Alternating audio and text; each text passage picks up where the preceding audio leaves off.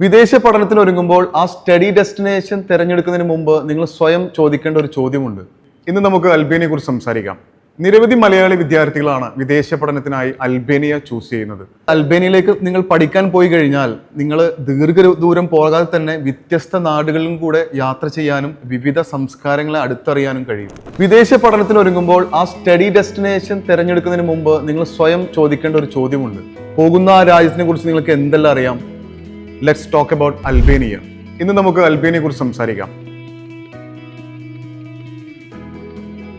നിരവധി മലയാളി വിദ്യാർത്ഥികളാണ് വിദേശ പഠനത്തിനായി അൽബേനിയ ചൂസ് ചെയ്യുന്നത്.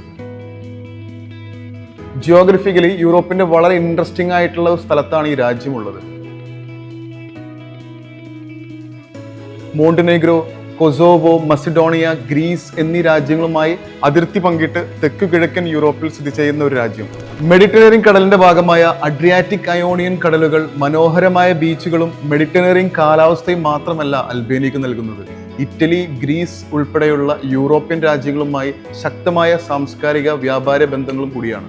കഴിഞ്ഞില്ല, ഒരു യാത്രാ പ്രേമിയാണ് നിങ്ങളെങ്കിൽ ഈ കാര്യം കൂടി നിങ്ങൾ ഓർമ്മയിൽ വെച്ചോളൂ. ഇറ്റലി, ഗ്രീസ്, മോണ്ടിനെഗ്രോ, കൊസോവോ, അതുപോലെ തന്നെ വടക്കു കിഴക്കൻ മസഡോണിയ എന്നീ രാജ്യങ്ങളിലേക്ക് പോകണമെങ്കിലും അൽബേനിയയിൽ നിന്ന് വളരെ കുറഞ്ഞ ദൂരം മാത്രമേ ഉള്ളൂ. അതായത് അൽബേനിയയിലേക്ക് നിങ്ങൾ പഠിക്കാൻ പോയി കഴിഞ്ഞാൽ നിങ്ങൾ ദൂരം പോകാതെ തന്നെ വ്യത്യസ്ത നാടുകളിലും കൂടെ യാത്ര ചെയ്യാനും വിവിധ സംസ്കാരങ്ങളെ അടുത്തറിയാനും കഴിയും. എഡ്യൂക്കേഷൻ്റെയും ബിസിനസ്സിൻ്റെയും സ്റ്റുഡൻറ് ലൈഫിൻ്റെയും ഒരു സെൻറ്റർ തന്നെയാണ് അൽബേനിയയുടെ ക്യാപിറ്റൽ സിറ്റി ആയിട്ടുള്ള ടിറാന.